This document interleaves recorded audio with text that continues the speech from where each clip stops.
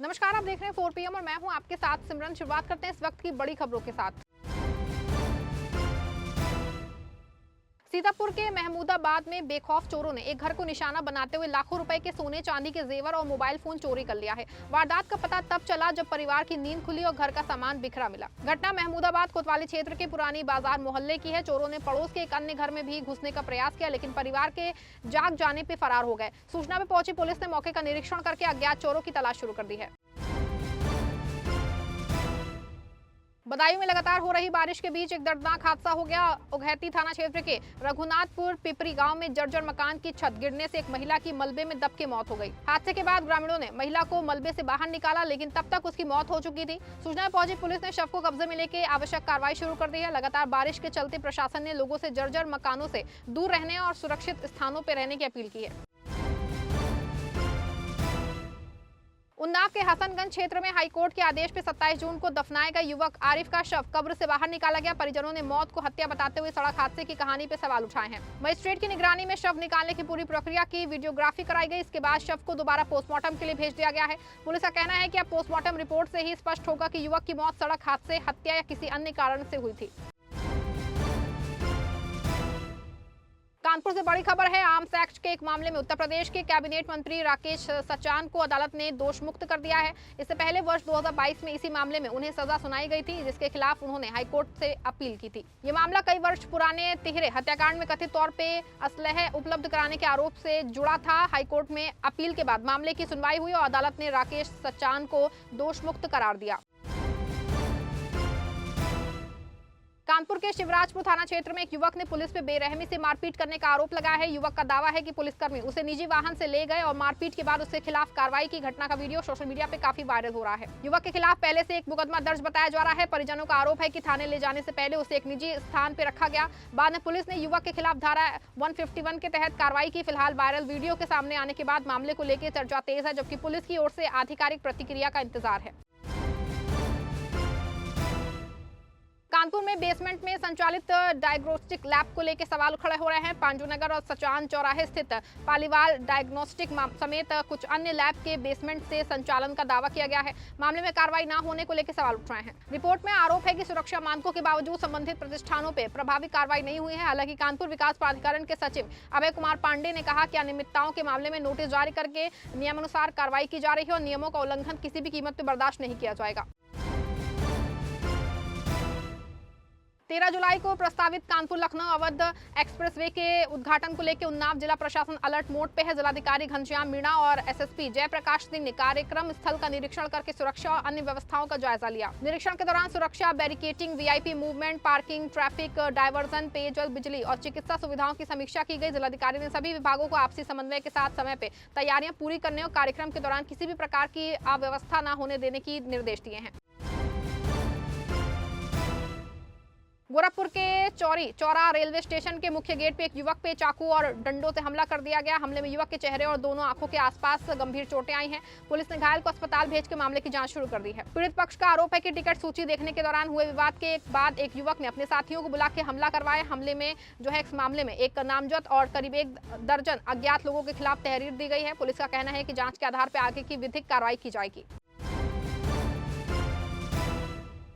सीतापुर के पिसावर थाना क्षेत्र में सार्वजनिक रास्ते के विवाद को लेकर बड़ी संख्या में ग्रामीण आधी रात जिलाधिकारी आवास पहुंच गए। ग्रामीणों ने रास्ता बंद किए जाने का आरोप लगाते हुए डीएम से शिकायत और सुरक्षा की मांग की है। मामला उदयपुर बात फरोज गांव का है। जिलाधिकारी ने स्वयं ग्रामीणों से मुलाकात करके उनकी समस्याएं सुनी और संबंधित एसडीएम को मौके पर जाकर निष्पक्ष जांच के निर्देश दिए हैं। प्रशासन ने नियमानुसार कार्रवाई का आश्वासन दिया है, जिसके बाद पुलिस सुरक्षा में ग्रामीणों को वापस भेजा गया।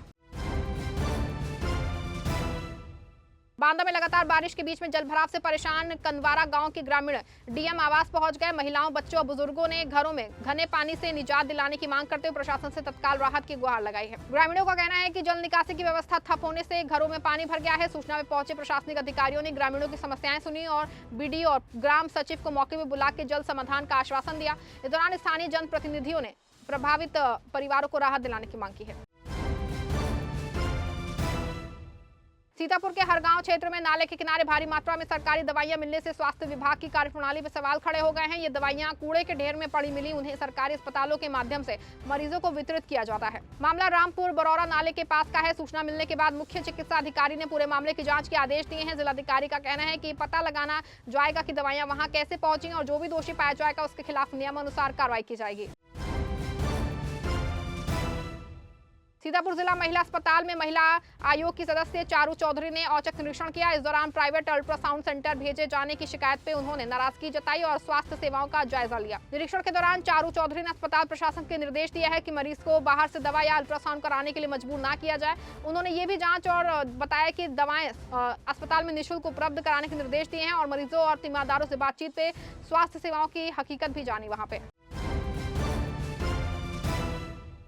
सीतापुर के रामपुर कला क्षेत्र में अवैध खनन को लेकर विवाद गहराता जा रहा है। ग्रामीणों ने खनन से अपनी जमीन को नुकसान पहुंचाने का आरोप लगाते हुए प्रशासन से न्याय की गुहार लगाई है। पीड़ित का दावा है कि कई शिकायतों के बावजूद अब तक कार्रवाई नहीं हुई है। शिकायतकर्ता ने उपजिलाधिकारी सिधौली को भी लिखित शिकायत दी है और धमकियां मिलने पर आरोप लगाया है। मामले में राजस्व कर्मियों के मौके पहुंचे और जांच पड़ताल शुरू कर दी है। हालांकि अधिकारियों की ओर से अभी तक कोई आधिकारिक बयान जारी नहीं किया गया है। बरेली के सीबीगंज थाना क्षेत्र में दो पक्षों के बीच जम के लाठी डंडे चले, जिसमें कई लोग घायल हो गए हैं। दोनों पक्षों ने एक दूसरे पर फायरिंग का आरोप लगाया है। हालांकि पुलिस ने अभी तक फायरिंग की पुष्टि नहीं की है। घायलों को इलाज के लिए जिला अस्पताल भर्ती कराया गया है। पुलिस का कहना है कि घटनास्थल से फायरिंग के कोई साक्ष्य नहीं मिले हैं। फिलहाल दोनों पक्षों से पूछताछ की जा रही है और तहरीर मिलने के बाद तथ्यों के आधार पर आगे की कानूनी कार्रवाई की जाएगी। गाँव में एहतियातन पुलिस बल तैनात किया गया है। गोरखपुर में मंडलायुक्त अनिल ढींगरा और डीआईजी एच चिन्नपा ने मुख्यमंत्री के प्रस्तावित कार्यक्रम की तैयारियों का निरीक्षण किया है। इस दौरान आयुष विश्वविद्यालय में निर्माणाधीन ऑडिटोरियम का काम धीमा करने पे मंडलायुक्त ने नाराजगी जताई और निर्माण में तेजी लाने के निर्देश दिए हैं। अधिकारियों ने 11 जुलाई को प्रस्तावित 4 लेन मार्ग के लोकार्पण कार्यक्रम स्थल का निरीक्षण किया है। मंडलायुक्त ने पेयजल, पार्किंग, चिकित्सा सुविधा और मोबाइल टॉयलेट समेत सभी की जो है मूलभूत व्यवस्थाएं जो है वो वहां से समय से पूरी होने के निर्देश दिए हैं। वहीं डीआईजी ने कार्यक्रम के दौरान सुरक्षा व्यवस्था चाक चौबंद रखने के निर्देश दिए हैं। दीनदयाल उपाध्याय गोरखपुर विश्वविद्यालय में 6 अगस्त को होने वाले 45वें दीक्षांत समारोह की तैयारी को लेकर कुलपति प्रोफेसर पूनम टंडन ने समीक्षा बैठक की। उन्होंने सभी समितियों को समयबद्ध और बेहतर समन्वय के साथ तैयारी पूरी करने के निर्देश दिए हैं। विश्वविद्यालय प्रशासन के अनुसार 27 जुलाई से सप्ताह भर शैक्षणिक, सांस्कृतिक और छात्र केंद्र कार्यक्रम आयोजित किए जाएंगे। कुलपति ने दीक्षांत समारोह को पर्यावरण अनुकूल बनाने, सिंगल यूज प्लास्टिक पे प्रतिबंध सुनिश्चित करने और समारोह के बाद आयोजित होने वाले माँ बेटी सम्मेलन की तैयारियां भी समय पर पूरी करने के निर्देश दिए हैं।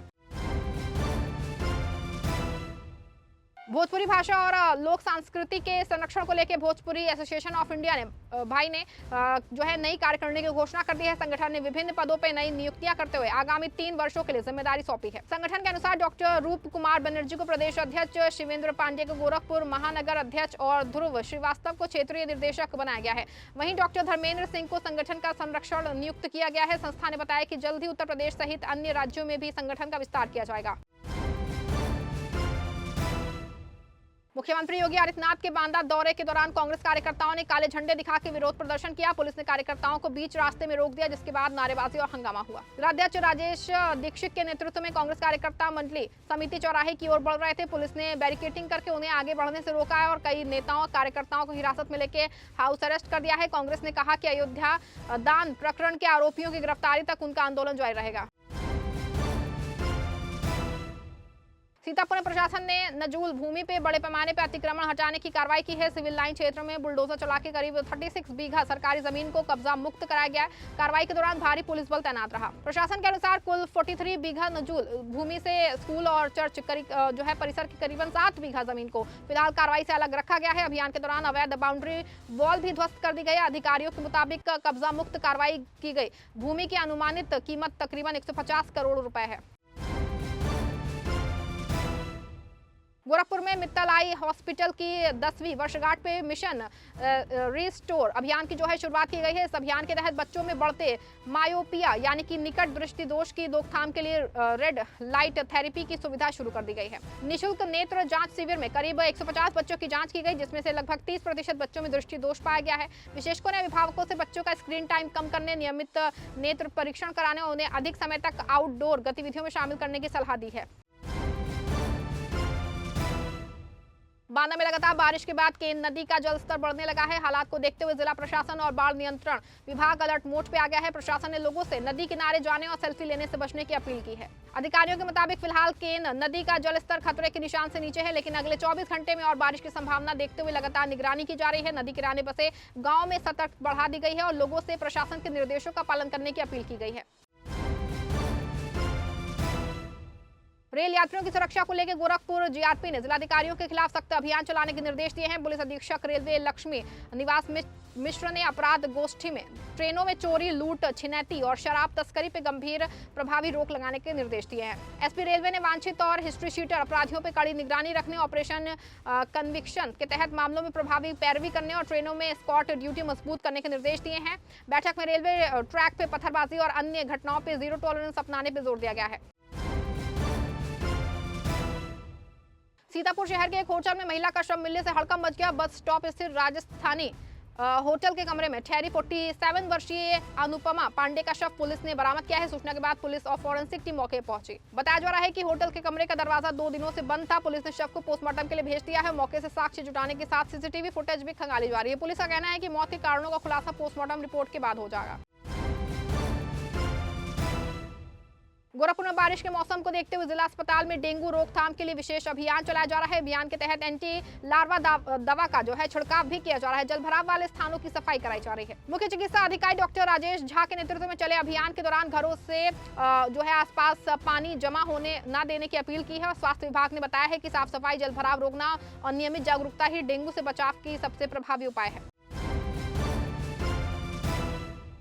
मिर्जापुर की एमपी एमएलए कोर्ट ने वर्ष 2022 में अष्टभुजा पहाड़ी पे हुए चर्चित हत्या मामले में बिहार के पूर्व विधायक सुनील पांडे समेत सभी आरोपियों को दोष मुक्त करार दिया है। अदालत ने साक्ष्यों के भाव और संदेह का लाभ देते हुए ये फैसला सुनाया है। ये मामला 14 अगस्त 2022 का है, जब विंध्याचल दर्शन के दौरान हुए विवाद में कन्हैया प्रसाद पासवान को गोली मार दी गई थी, जिसके बाद इलाज के दौरान मौत हो गई उनकी। कोर्ट ने 17 गवाहों के बयान और सभी साक्ष्यों पर सुनवाई और बाद में पूर्व विधायक सुनील पांडे सहित सभी आरोपियों को दोष मुक्त कर दिया। दीनदयाल उपाध्याय गोरखपुर विश्वविद्यालय के इतिहास विभाग के 7 शोधार्थियों ने भारतीय इतिहास अनुसंधान परिषद यानी कि ICHR की प्रतिष्ठित शोध अनुदान के लिए चयनित होकर विश्वविद्यालय का नाम रोशन किया है। सभी ने लिखित परीक्षा और साक्षात्कार में सफलता हासिल की है। मध्यकालीन एवं आधुनिक इतिहास विभाग के 5 और प्राचीन इतिहास विभाग की ओर से शोधकर्ताओं का चयन हुआ है। कुलपति प्रोफेसर पूनम टंडन ने सभी चयनित शोधार्थियों को शुभकामनाएं देते हुए इसे विश्वविद्यालय में गुणवत्तापूर्ण शोध और बेहतर अकादमिक माहौल का परिणाम बताया। फिलहाल खबर बस इतनी ही। प्रदेश की हर छोटी बड़ी खबर के लिए देखते रहें 4 PM न्यूज नेटवर्क।